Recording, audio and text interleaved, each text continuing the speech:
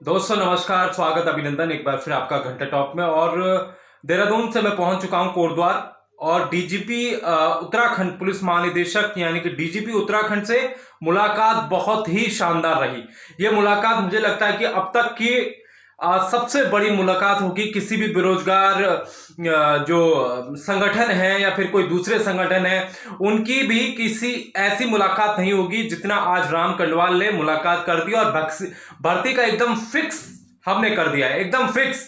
मतलब हमने DGP sir को साफ तौर पर सबसे पहले यह बताया कि सर, ये आपकी विज्ञापन, ये आपके अखबार की टुकड़ियां हैं और ये आपके जो है दूरदर्शन पे वीडियो है।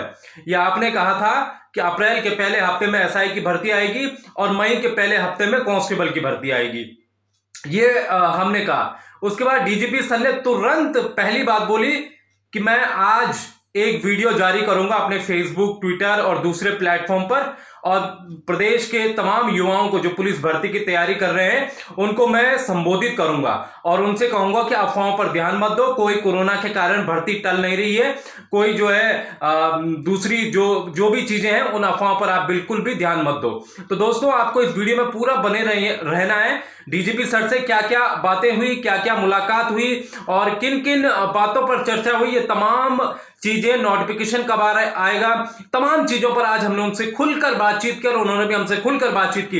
राम कंडवाल को उन्होंने पहले ही बुलाया था देहरादून, तो आज हम जो है 8 से 10 लड़के वहां पर गए थे। अंदर हम सिर्फ 2 लड़के गए और उन 2 लड़कों में एक जो है, मैंने एक अपने जो वहां पर देहरादून में है और उनको बुलाया।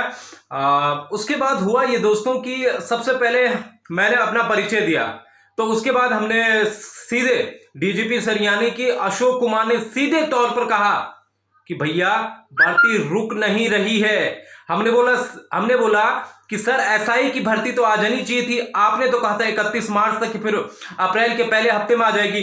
तो उन्होंने कहा कि 15 दिन बाद यानी कि 10 से 12 दिन बाद एक कैबिनेट की बैठक होने वाली है। उस बैठक में फिलहाल मुख्यमंत्री ने एसआई की भर्तियों का प्रस्ताव मांगा है। इसका मतलब पहले जो है वो प्रस्ताव वहां पर जो अभी एक कैबिनेट बैठक होगी, उस बैठक में ये प्रस्ताव रखेंगे एसआई की भर्ती का।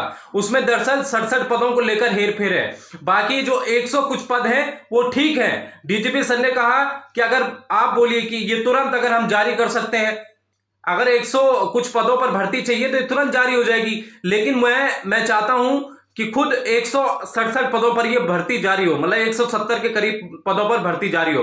तो ये उन्होंने उस समय कहा था, तो इसलिए ये फिलहाल अटकी हुई है। अटकी ये मत समझिए कि भैया ये अटक ही गई है ना, ये भर्ती आखिरी में भी आ सकती है और मई में एक साथ भी जारी हो सकती है कांस्टेबल के साथ। दूसरी बात कांस्टेबल की, कांस्टेबल में 15 से 19 तारीख तक फिजिकल है इनका, रैंकर्स का। तो डीजीपी सर ने बोला कि रैंकर्स के 900 पद खाली हो गए हैं, हमारे पास 900 से 1100 पद खाली हो गए हैं और अभी हमारे पास फिलहाल कोई पद नहीं है, मतलब जो खाली है वो फिलहाल कोई नहीं है। तो ये जो 900 से 1100 पद खाली हो रहे रैंकर्स के, इन्हीं के बाद भर्ती आएगी। उन्होंने कहा कि मैं थोड़ा, उस समय हमने कह दिया कि रिजल्ट के बाद तुरंत विज्ञप्ति जारी होगी, लेकिन उस समय फिजिकल भी था इनका रैंकर्स का, आप सबको पता है। तो रैंकर्स का जो फिजिकल है, इस फिजिकल के तुरंत बाद यानी कि 15 से 19 तारीख, तो उन्होंने खुद हमें गिनाया, वहां पर उन्होंने खुद गिनाया कि 10 दिन में हम रिजल्ट जारी कर देंगे, पूरा फाइनल मेरिट जारी कर देंगे। तो मानकर चलिए 29 से 30 अप्रैल तक फाइनल मेरिट लिस्ट रैंकर्स की आ जाएगी। उसके बाद मई के पहले हफ्ते में, जो भाई पहले ही कह रखा था सबसे कि मई के पहले हफ्ते में या फिर मई के मई 10 तारीख तक आपको जो है कांस्टेबल की विज्ञप्ति दिखने को मिल जाएगी 1700 पदों पर। लेकिन मैंने उनसे कहा कि सर आप विज्ञप्ति तो कम से कम जारी कर दीजिए, कम से कम आप जो है विज्ञप्ति जारी कर दीजिए जितने पद आपके खाली हैं। तो वहां पर उन्होंने साफ तौर पर कहा करने के लिए तो मैं 1100 पदों पर तुरंत विज्ञप्ति जारी कर दूं, लेकिन फिर जो शासन के संस्तुति पद हैं 700 के करीब, जिससे ये 1700 से 2000 ये पद बन रहे हैं, फिर उसका क्या होगा? अगर आप बोलो तो विज्ञप्ति जारी हो जाए 1100 पदों पर, लेकिन दिक्कत वही थी, दिक्कत यही है कि वो तो पूरा तैयार है विज्ञप्ति जारी करने का। आज ही वो चाहे तो आज ही विज्ञप्ति जारी करा दे, लेकिन शासन से जो 700 पद अभी खाली हुए हैं उसके लिए वो रुके हैं। और अगर उन्होंने ये भी कहा हमसे, अगर वो शासन हमें जो है 700 पद नहीं देता है तो 1100 पदों पर मैं मई के पहले हफ्ते में विज्ञप्ति जारी कर दूंगा। तो दोस्तों आज उन्होंने हमारे कहने पर भी वीडियो अपलोड किया कि आप अफवाहों पर ध्यान मत दें, भर्ती बिल्कुल भी कैंसिल नहीं हुई है, एक भी क्षण भर्ती कैंसिल नहीं हुई है। और ये भर्ती मई में आ रही है तो आ रही है, ये सबसे बड़ी खबर है। अब आप बिल्कुल भी टेंशन मत लीजिए। 3 बार मैं डीजीपी से मिल चुका हूं और यह मुलाकात सबसे अहम थी, सबसे बेहतर मुलाकात थी। दूसरा चीज, पहले फिजिकल होने जा रहा है, फिजिकल पहले होगा कांस्टेबल में और उसके बाद आपका जो है रिटर्न एग्जाम होगा, ठीक है। इसके नंबर जुड़ेंगे, आपके कांस्टेबल में आपके फिजिकल के नंबर भी जुड़ेंगे और आपके जो है इसके रिटर्न के नंबर भी जुड़ेंगे, यानी कि टोटल 200 नंबर का आपका होने जा रहा है। 100 नंबर का ये और 100 नंबर का आपका वो, तो 200 नंबर पर आपकी मेरिट बनेगी। तो 200 नंबर के हिसाब से मान लो 165 से 170 आप जनरल का होना चाहिए, जनरल का जो टारगेट होना चाहिए वो 170 होना चाहिए।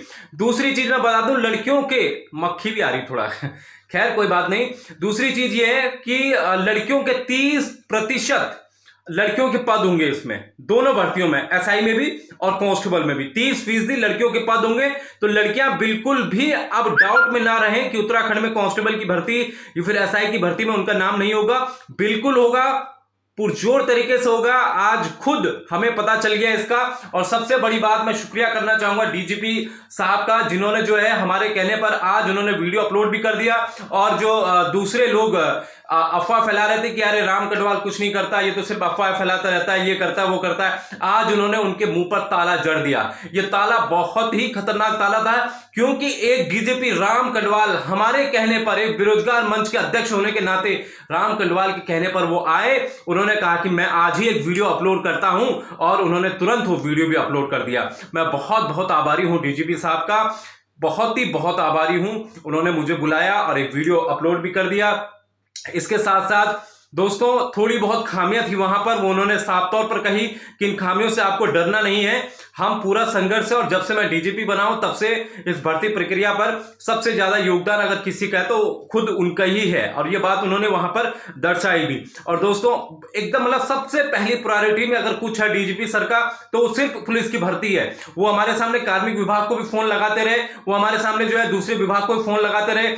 एक हमारे सामने तो आप तुरंत उन्होंने हमसे कहा वहां पर, मतलब तुरंत उन्होंने कार्मिक विभाग को वहां पर तुरंत फोन किया कि ये मेरी सबसे बड़ी प्रायोरिटी यही है, उत्तराखंड पुलिस भर्ती, इसको आप तुरंत कीजिए, वरना दूसरे डेस्क पे ये रुकती रहेगी। यही शब्द थे उनके डीजीपी सर के, बिल्कुल यही शब्द थे। उन्होंने कहा कि मेरी पहली प्रायोरिटी है एसआई की भर्ती निकालो, कांस्टेबल की भर्ती निकालो, बस, बाकी मैं कुछ नहीं जानता। ये डीजीपी सर ने कहा।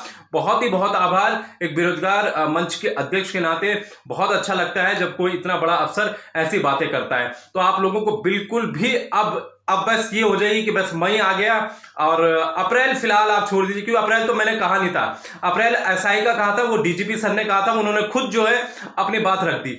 मई में मैंने कांस्टेबल की भर्ती बोली थी और खुद डीजीपी ने भी सर ने भी मई में ही बोली थी। तो फिलहाल दोस्तों इस वीडियो में इतना ही। मिठाई बांटिए यार, खुश हो जाइए, क्योंकि भर्ती आने वाली है। अब ना कोरोना का बहाना, ना रोस्टर का बहाना, अब भर्ती है लाना। नमस्कार, जय हिंद, जय भारत, जय उत्तराखंड।